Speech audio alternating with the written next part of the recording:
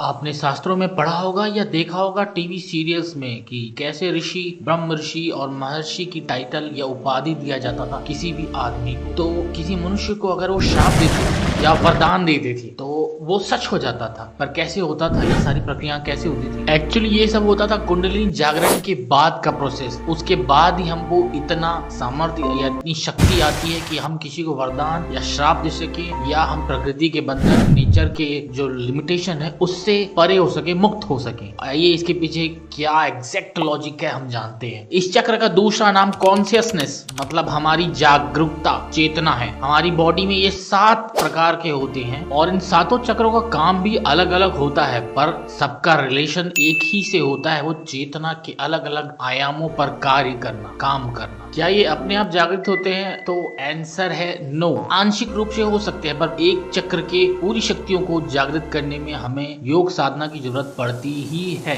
जब तक ये जागृत नहीं होता तो हमारी पीठ के सबसे निचले भाग में सुप्त अवस्था में ये पड़ा रहता है, जिसे हम मूलाधार चक्र कहते हैं। फिर जागते जागते ये ऊपर की तरफ बढ़ता है और शरीर के सबसे ऊंचे भाग मतलब हमारे हेड के बीच वाले पार्ट, जिसको हम सहस्त्रार्थ चक्र कहते हैं, वहां तक ये असेंडिंग ऑर्डर में चढ़ता है और इसे हम कहते हैं कुंडलिनी का जागरण। ये कुंडलिनी का जागरण हमें अपने डेली रूटीन से मुक्त कर देता है। जैसे हम जागते हैं, खाते हैं, सोते हैं, पीते हैं, भोग करते हैं, नशा करते हैं, कुछ भी करते हैं। आजकल तो ऐसा हो गया कि हम किसी किसी चीज के बिना रह भी नहीं पा रहे हैं। जैसे कि अपना इंटरनेट है, स्मार्टफोन है, और कोई नशा आप करते हैं तो वो हो गया। कुंडलिनी इस चीजों को छोड़ने में सहायक होती है, बिल्कुल पूरी तरह से छूट जाता है ये सब चीज। ये हमारे डेली रूटीन की जो हम काम करते हैं उन सब चीजों को बैलेंस कर देता है। ये हमारे बॉडी के हार्मोनल को भी बैलेंस करता है। और जब ये जागृत होता है तो सबसे पहले जो जो बीमारी है आपके अंदर, नसों में, हड्डियों में, कहीं भी कुछ भी बीमारी है, कैंसर हो चाहे कैसी भी बीमारी हो, कितनी भी बड़ी बीमारी हो, उसको वो ठीक करने लग जाता है और ठीक कर भी देता है एक टाइम के बाद। उसे टाइम जरूर लगता है बट वो ठीक कर देता है। ये कुंडलिनी का सबसे बड़ा प्लस पॉइंट है। इसी कारण से आजकल ये ट्रेंड में चल रहा है कि सबको इसे अवेकन करने में लगे हुए हैं, जागृत करने में लगे हुए हैं। बट बिना गुरु के इसे जागृत करना ये टोटल स्टूपिडिटी, बड़ी मूर्खता है। मत करिएगा,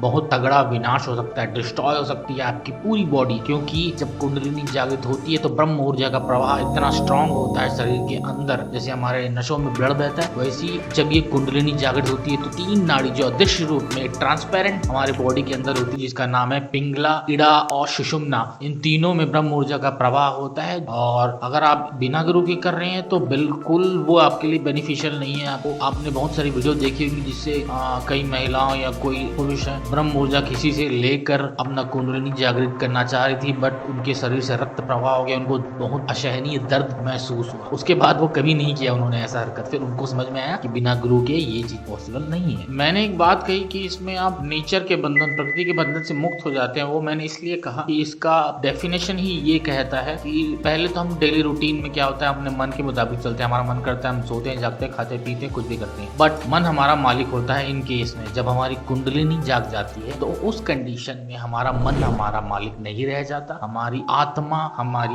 मन, हमारी बॉडी, हमारी सभी चीजों को कंट्रोल में ले लेती है। और जब आत्मा कंट्रोल में ले लेती है तो सारी चीजें सात्विक होती हैं, सारी चीजें अच्छी होती है और आपके लिए बहुत बेनिफिशियल होती है। और ये ईश्वर तक जाने का एक मार्ग खोल देती है आपके सामने। और जो वे है, द वे टू गॉड, वो आपको दिखने लगता है बहुत स्पष्ट रूप से, क्लियर। तो ये था कुंडलिनी जागरण, और किसे कहते हैं कुंडलिनी का एक ब्रीफ इंट्रोडक्शन। आगे हम अलग वीडियो में जानेंगे कि 7 चक्र क्या हैं, उनके नाम भी बताऊंगा और उनका कार्य क्या क्या है, काम क्या क्या करते हैं, किसके स्तर पे करते हैं। तो आपको कोई कमेंट लिखना है इससे रिलेटेड तो मुझे कमेंट सेक्शन में लिखिए, मैं जरूर आंसर करूंगा।